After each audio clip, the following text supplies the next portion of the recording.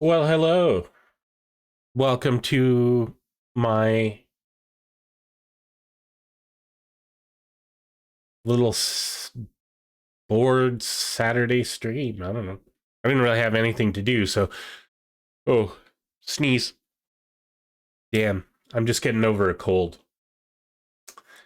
Um, yeah, so some news today. um, the United States has launched a strike on Venezuela. Oh my God. Hello. Thank you for joining.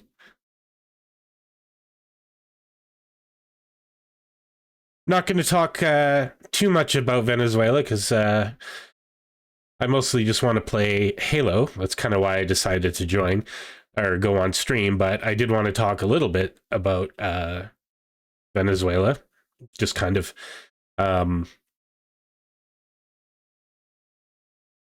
just kind of bringing everyone up to speed if you haven't been following, which who hasn't been following? It's pretty big news. Yeah, the U.S. Launched a strike on Venezuela last night. And I believe also last night they have captured Maduro and his wife and flown them out of the country. And now the U.S., in quite a shocking turn of events, and I use shocking quite loosely, is going to take over Venezuela and kind of run it as their little satellite office. So the U.S. gets all the oil in the world now. Well, for the most part. Yeah. But what I really wanted to talk about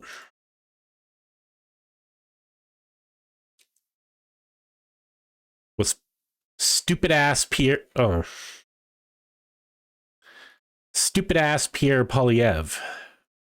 who's being a stupid ass again. Where is it?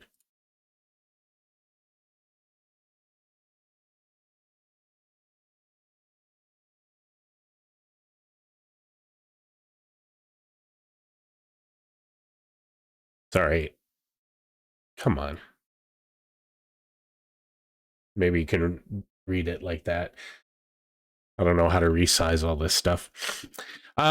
Congratulations to President. This is from Pierre Polyev. Congratulations to President Trump on successfully arresting narco terrorist and socialist dictator Nicolas Maduro, who should live out his days in prison.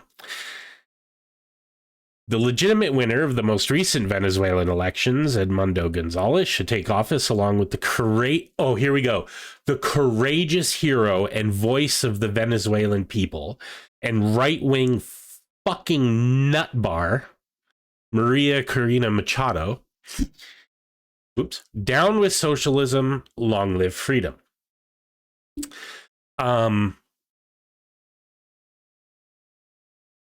First and foremost, Venezuela was not a 100% socialist country. It had socialist elements. But it was not a socialist country. It was a free market country. It was not, a planned economy or anything like that.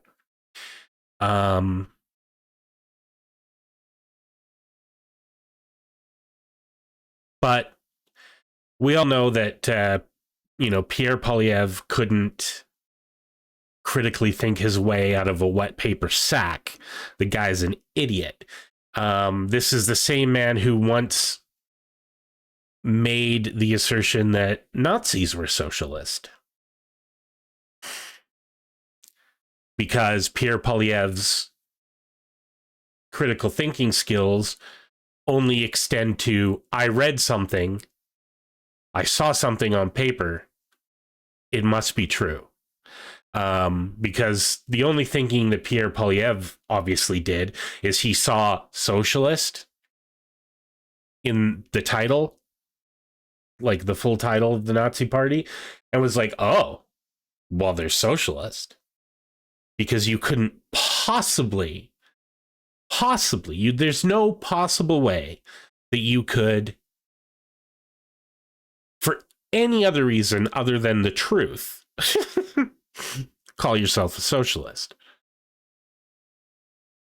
It's not possible to lie and call yourself a socialist, to capitalize on the sentiment of your people after a disastrous collapse of your country, and call yourself socialist in order to curry favor and gain an election, and win an election.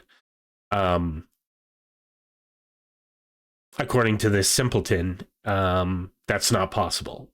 The Nazis were socialist because they said they were.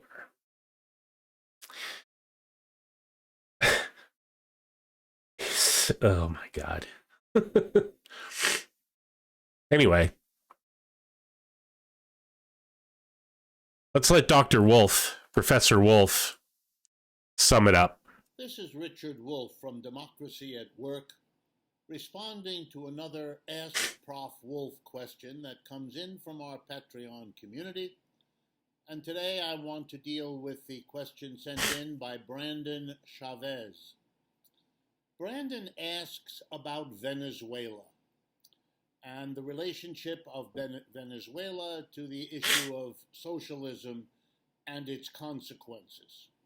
And he references an appearance by Cornel West on the Tucker Carlson program on Fox News, and how Tucker immediately went to work with Cornell, equating socialism to Venezuela and its problems. Hopefully you can hear this.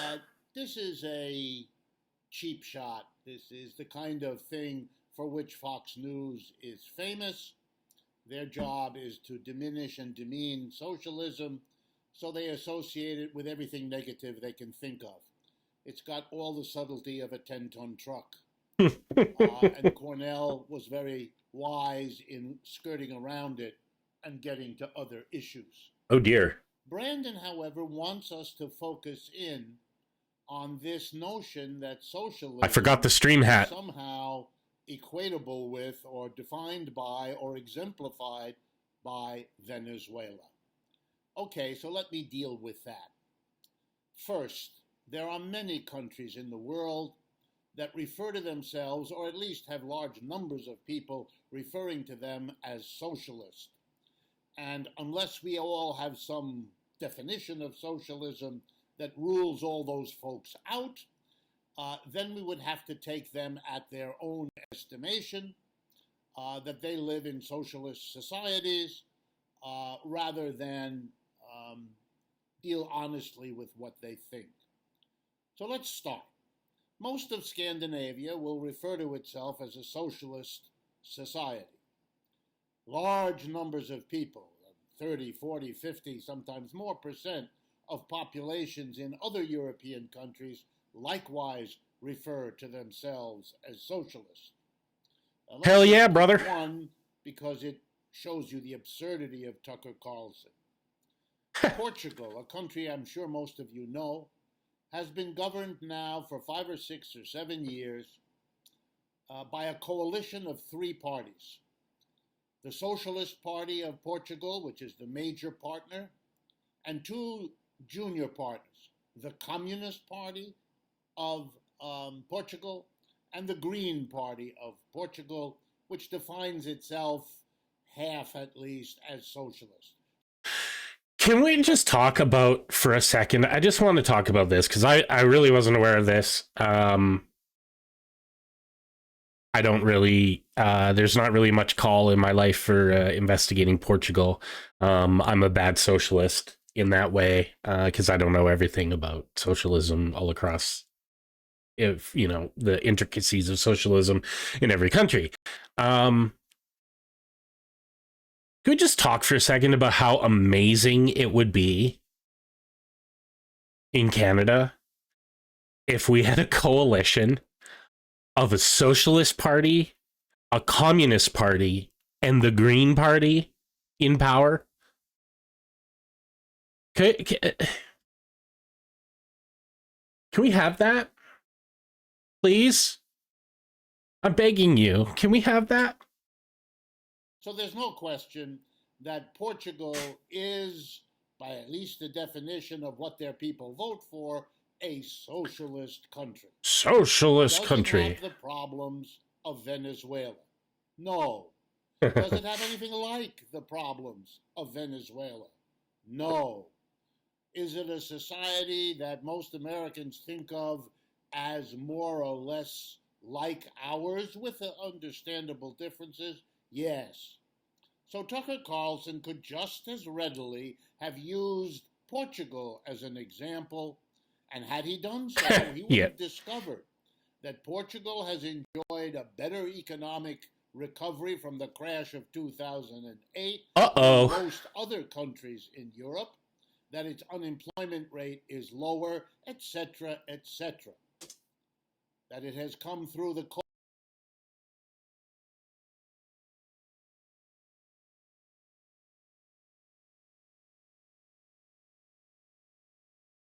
Wonder what they did with poverty. Oh!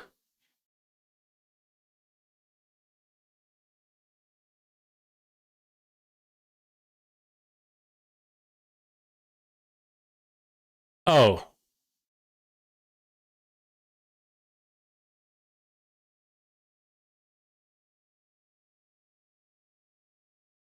Oh, shit.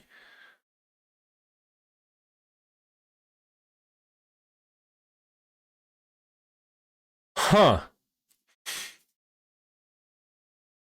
Well, you're telling me a socialist nation got rid of poverty? I thought socialism fails. China. COVID crisis, much better than the United States. If you wanted to attribute to socialism good things, you would pick Portugal. But Tucker Carlson doesn't want to do that, so you will find Portugal discussed on his program, roughly never.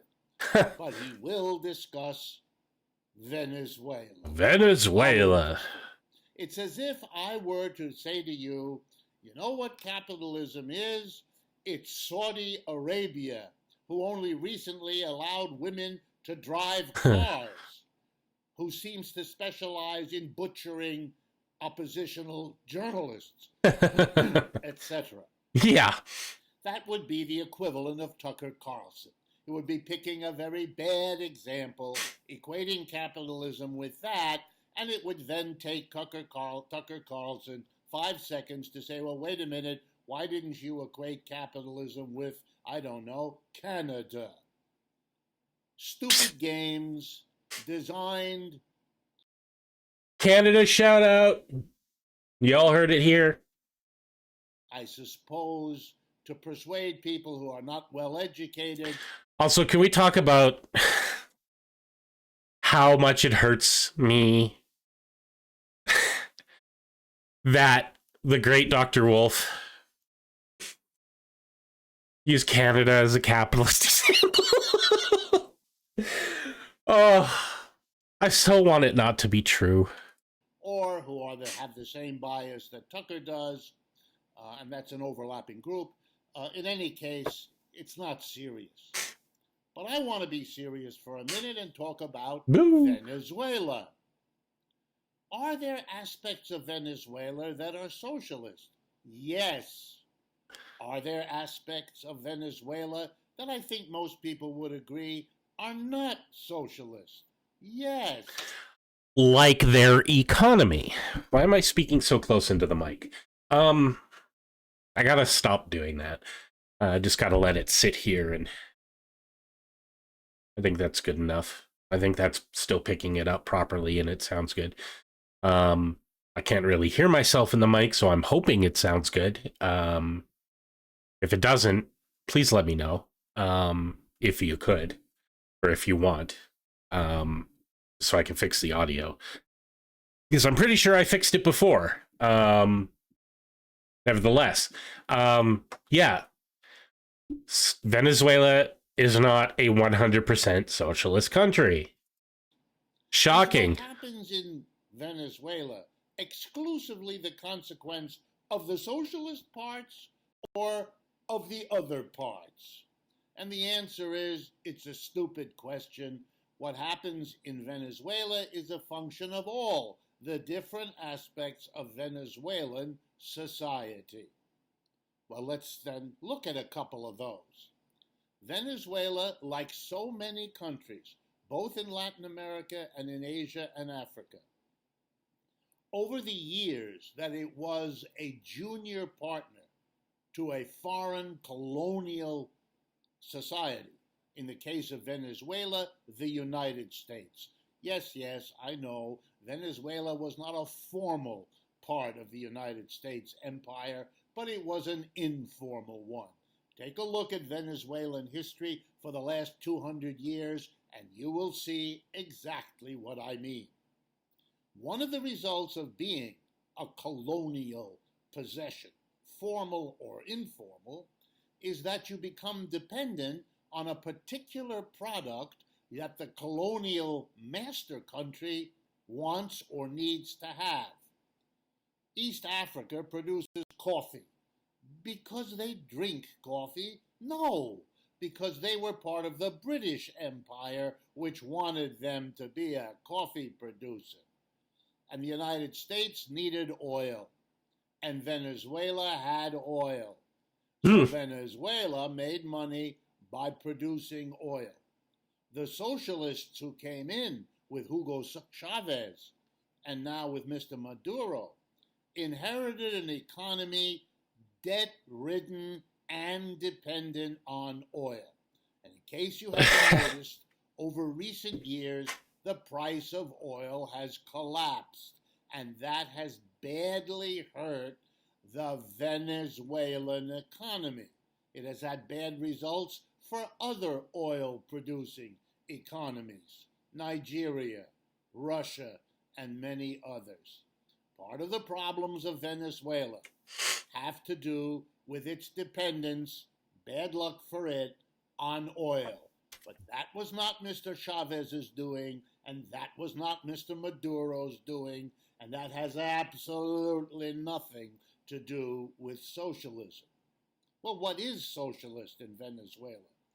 A commitment since Hugo Chavez to enhance the position of the poor, to bring the poor, the vast majority of Venezuelans have always been poor. One of the results of the many decades of non-socialist society in Venezuela was to create the poverty that hobbles that society, just as it does literally everywhere else in Latin America. No socialism produced that long tradition of poverty. The opposite.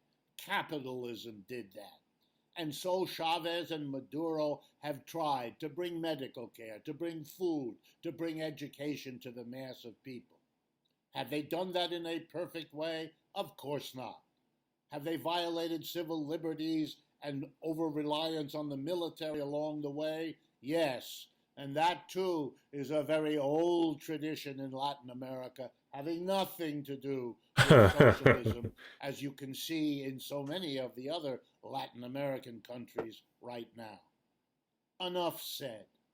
The story of Venezuela is a complex story, high points, low points, bits of socialism, bits of capitalism, woven together in a tense relationship, which is true of most countries, more or less.